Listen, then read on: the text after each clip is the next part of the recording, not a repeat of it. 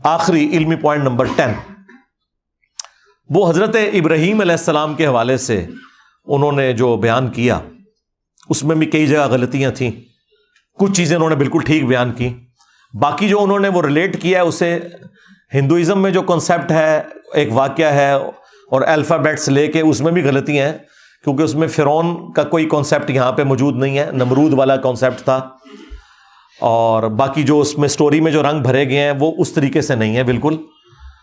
یہ تفصیلی واقعہ اللہ تعالیٰ نے سورہ ابراہیم کے اندر قرآن میں بیان کیا ہے، اور سورۃ الحج میں بھی اس کا ذکر موجود ہے، مختلف صورتوں میں، سورۃ البقرہ میں بھی کچھ حصہ موجود ہے تفصیل کے ساتھ، سورہ ابراہیم میں اور بخاری اور مسلم دونوں کے اندر حدیث موجود ہے جس میں ایک سے زیادہ احادیث ہیں جس میں یہ پورا واقعہ موجود ہے کہ حضرت ابراہیم علیہ السلام کی 2 بیویاں تھیں، سیدہ سارہ تھیں جن کے ساتھ وہ ہجرت کر کے نکلے اور ان کو اولاد کوئی نہیں تھی، راستے میں ایک بادشاہ کے پاس سے ان کا گزر ہوا، اس بادشاہ کا کوئی ذکر موجود نہیں کہ وہ بادشاہ کون تھا۔ بعض نمرود کا ذکر کرتے ہیں، نمرود کے ساتھ جو ان کا انٹریکشن ہے وہ دوسرے واقعے میں ہے جس میں حضرت ابراہیم علیہ السلام نے کہا تھا کہ میرا رب وہ ہے جو مشرق سے سورج نکالتا ہے، تو سورۃ البقرہ میں وہ نمرود کے ساتھ تھا۔ یہ کسی بادشاہ کا ذکر ہے، بخاری مسلم میں یہ تفصیل نہیں ہے کہ وہ بادشاہ کون سا تھا۔ بہرحال اس بادشاہ کو جب پتہ چلا کہ حضرت ابراہیم علیہ السلام کی جو بیوی ہے وہ بہت خوبصورت ہے، تو اب ظاہر ہے وہ بادشاہ نے ان کو بلوایا اپنے پاس، تو حضرت ابراہیم علیہ السلام نے سیدہ سارہ سے کہا کہ تم اسلام کے رشتے میں میری بہن ہو، اور یہی میں نے بادشاہ کو بتایا ہے، کیونکہ اگر میں بتاتا کہ تم میری بیوی ہو تو وہ مجھے قتل کروا دیتا۔ ظاہر ہے اس زمانے میں تو نگاہیں مار کے بزرگ کچھ نہیں کر سکتے تھے نا۔ ہاں جی، اے بھی رزلٹ نکلتا ہے بچوں، انجینئر کا دماغ کتنے جاتا ہے۔ ہاں، ابراہیم علیہ السلام جیسا ہے ہی کوئی نہیں، تیرے سارے بابے شے ہی کوئی نہیں۔ یہ معجزات جب اللہ تعالیٰ چاہتا ہے ہوتے ہیں، یہ پیغمبروں کے اختیار میں نہیں ہوتے۔ تو اگر میں اسے بتاتا تو مجھے قتل کروا دیتا، تو تو نے بھی اسے یہی کہنا ہے اور توریہ کرنا ہے کہ اسلام کے رشتے میں بہن ہو۔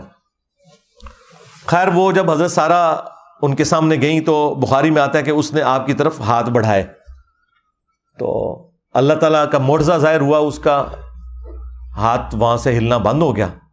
3 دفعہ اس نے یہ حرکت کی، اسے پتا چل گیا کہ یہ کوئی عام عورت نہیں ہے۔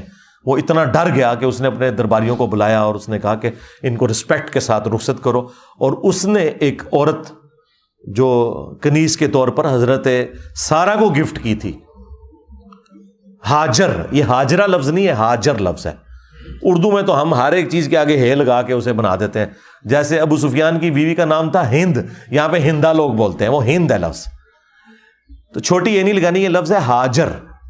وہ گفٹ کی، اور پھر حضرت سارہ نے وہ حضرت ابراہیم علیہ السلام کو گفٹ کر دی، اور وہ حضرت ابراہیم علیہ السلام کی دوسری بیوی بنی، اور ان کو اللہ تعالیٰ نے پہلے اولاد دے دی سیدنا اسماعیل علیہ السلام، جن کی نسل سے پروفٹ محمد صلی اللہ علیہ وآلہ وسلم ہے، اور بعد میں حضرت اسحاق پیدا ہو گئے حضرت سارہ کے ہاں، جن سے بنی اسرائیل ہے، کیونکہ ان کے بیٹے تھے یعقوب، اور یعقوب کا لقب قرآن میں اسرائیل آیا، اور ان کے 12 بیٹے وہ بنی اسرائیل کہلائے۔ تو حضرت اسحاق علیہ السلام عمر میں چھوٹے تھے حضرت اسماعیل علیہ السلام سے۔ باقی جیوز اور کرسچنز میں تو یہ پایا جاتا ہے کہ وہ اپنی بیوی کی وہ جیلسی فیکٹر کی وجہ سے جو سوکنوں کا ہوتا ہے، حضرت ابراہیم علیہ السلام نے سیدہ جو ہاجر تھی ان کو حرم کی سرزمین میں چھوڑا۔ اسلام میں ایسی کوئی کانسیپٹ نہیں ہے۔ ہو سکتا ہے کوئی بظاہر ایسی وجہ بن گئی ہو، وہ بظاہر تو کوئی بھی وجہ بنتی ہے، لیکن جو بخاری مسلم میں ہے اور اس کو سپورٹو قرآن میں سورہ ابراہیم میں آیت موجود ہے، اور باقاعدہ بخاری مسلم میں الفاظ ہیں کہ حضرت ابراہیم علیہ السلام نے جو سیدہ ہاجر کو اور ان کے بیٹے اسماعیل کو جب اکیلا وہ مکے کی سرزمین میں چھوڑا، جب بالکل بیابان تھا، کوئی بھی نہیں تھا وہاں پہ، اور وہ چھوڑ کے واپس ہو گئے، اب ظاہر ہے ان کا بھی دل پسیج رہا تھا، کوئی بات بھی نہیں کی، اور سیدہ جو ہاجر تھی وہ پیچھے سے آواز دے کے پوچھتی رہی کہ یہ آپ ہمیں خود چھوڑ کے جا رہے ہیں، یا اللہ کے حکم کے اوپر؟ تو اس بات کا جواب حضرت ابراہیم علیہ السلام نے بس دیا کہ یہ اللہ کے حکم پہ میں چھوڑ، اور کسی بات کا جواب نہیں دیا. اور دیکھیں اس عورت کا عقیدہ معاہدہ، انہوں نے کہا کہ اگر اللہ کے کہنے پہ آپ نے چھوڑا ہے نا تو وہ ہمیں خوار نہیں ہونے دے گا یہاں پہ، پھر آپ جا سکتے ہیں.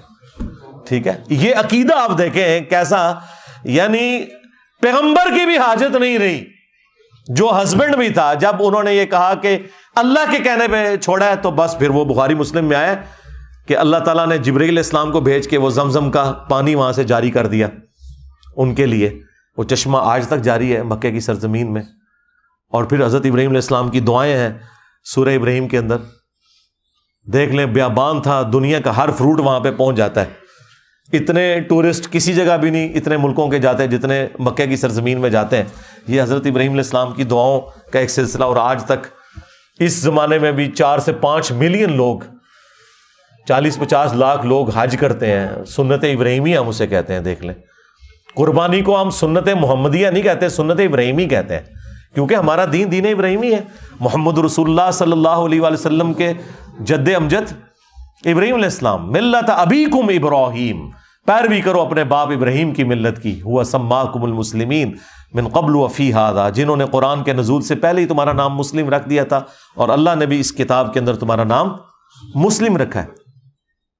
تو یہ پورے کا پورا واقعہ موجود ہے. کوئی حضرت ابراہیم علیہ السلام نے کوئی وہ بیویوں کی لڑائی ختم کرنے کے لیے کام نہیں کیا. یہ تو ظلم پہ مبنی ہے، نعوذ باللہ، کہ حضرت ابراہیم علیہ السلام اللہ کی اجازت کے بغیر ہی ایسی جگہ کے اوپر جہاں پہ کوئی بھی نہیں ہے اپنے بیوی بچوں کو مرنے کے لیے ریگستان میں چھوڑ دیتے. نعوذ باللہ، ایسی کوئی بات نہیں تھی. یہ ان کی طرف بالکل غلط بات منسوب کی گئی ہے. اسلام میں ایسا کوئی کانسیپٹ موجود نہیں ہے. باقی جو بتوں کو توڑنے کا ذکر ہے وہ سورۃ الانبیاء کے اندر تفصیل کے ساتھ آیا ہے، اور وہ انہوں نے اس میں ذکر کیا کہ قرآن میں موجود ہے چیپٹر نمبر 21 کے اندر، کہ ابراہیم علیہ السلام نے سارے بت توڑے اور اینڈ پہ کلہاڑا رکھ دیا بڑے بت کے کندھے پر اور توریہ کیا. جب انہوں نے پوچھا کہ ہاں بھائی یہ کس نے کیا ہے، تو لوگوں نے کہا کہ وہ ایک نوجوان لڑکا ہے، ایک چھوکرا جس کے بارے میں ہم نے سنا اسے ابراہیم کہا جاتا ہے، وہ یہ باتیں کرتا تھا، بلاؤ اس کو. جب بلایا گیا تو حضرت ابراہیم علیہ السلام نے توریہ کیا. جب انہوں نے پوچھا کہ تم نے یہ کیا، تو حضرت ابراہیم علیہ السلام نے کہا کہ ان کے بڑے سے پوچھو، یعنی اگر یہ بولتا ہے تو پوچھو اس سے. اور کلاڑا اس کے اس پہ رکھا ہوا تھا، یعنی وہ دونوں مطلب کنوے کر دیے، جھوٹ بولے بغیر. توریہ پھکی دے دی، اینٹی وینم دے دیا. سمجھ رہے ہیں نا، سمجھ رہے ہیں نا، یہ وہ کیا انہوں نے. یہ پھکی کا اگلا ورژن ہے، سمجھ رہے ہیں نا. ہاں، اسی اصول اور مبادی پہ الزامی جواب. تو وہ انہوں نے پھر کہا کہ تمہیں تو پتہ یہ بولتے نہیں ہیں. پھر انہوں نے کہا کہ اف ہے تمہارے اوپر اور جن کی تم عبادت کر رہے ہو، انتم وآباؤکم فی ضلال مبین، تم بھی اور تمہارے سارے آباء و اجداد بھی کلی گمراہی میں تھے. لوگ کہتے ہیں انجینئر صاحب وہ اللہ تعالیٰ نے موسیٰ علیہ السلام کو بھیجا تھا نا فرعون کے پاس، تو کہا تھا کہ ذرا ہاتھ ہلا رکھیں. ہاں، وہ اس لیے کہا تھا کہ حضرت موسیٰ علیہ السلام کا ہاتھ بڑا وزنی تھا. ہاں، وہ اسرائیل کو بھی لگا ہوا ہے، تو اس لیے ان کو کہا تھا ذرا نرمی کرنی. تو قرآن کی یہ آیت کیوں بھول جاتے ہو؟ تم ابراہیمی ہو اور مثالیں موسیٰ علیہ السلام کی ہمیں دیتے ہو، اور وہ بھی آؤٹ آف کانٹیکسٹ. موسیٰ علیہ السلام کو یہ کہنا چاہیے تھا، اللہ نے صحیح کہا کہ ہاتھ اولا رکھنا ہے، کیونکہ ان کی طبیعت میں بہت سختی تھی. 2 بندوں کی لڑائی چھڑاتے ہوئے ایک مکہ مارا، بندہ مار دیا. ہاں، تو ایسے بندے کو تو یہی کہنا چاہیے نا کہ ذرا نرمی سے بات کرنا. اور ظالموں، انجینئر صاحب کو سنگل آؤٹ کرتے ہو تو ابراہیم علیہ السلام کو کیوں بھول جاتے ہو؟ انہوں نے تو واضح کہا کہ انتم وآباؤکم فی ضلال مبین، تم بھی تمہارے بزرگ بابے بھی سارے گمراہ تھے. اور میں آپ کو بتاؤں یہ اللہ تعالیٰ کی کرامت ہوئی مجھ پہ کہ یہ واقعہ بیان کرتے ہی فی البدی میری زبان پہ جاری ہو گیا تھا کہ بابت شاہی کوئی نہیں. پہلی دفعہ جو میری زبان پہ جاری ہوا نا وہ اس واقعے کے اوپر ہوا تھا. پھر میں نے اسے جوڑا کہ میرے نبی سا ہے ہی کوئی نہیں، تیرے بابے تھے شاہی کوئی نہیں. یہ ابراہیم علیہ السلام کا نعرہ ہے کہ بابے تھے شاہی کوئی نہیں. انتم وآباؤکم فی ضلال مبین، میں تو صرف یہ کہہ رہا ہوں کہ بابے تھے شاہی کوئی نہیں. حضرت ابراہیم علیہ السلام نے کہا تھا وہ گمراہ تھے سب، تم بھی گمراہ، تمہارے آباء و اجداد بھی گمراہ. تو یہ واقعہ پورا سورۃ الانبیاء کے اندر موجود ہے اور سورہ مریم کے اندر یہ 2 جگہ تفصیل کے ساتھ آیا، وہ آپ دیکھ سکتے ہیں. اور باقی اگر آپ نے تفصیلات دیکھنی ہے تو پی کے فلم دیکھیں، ہم بار بار مشورہ دیں گے.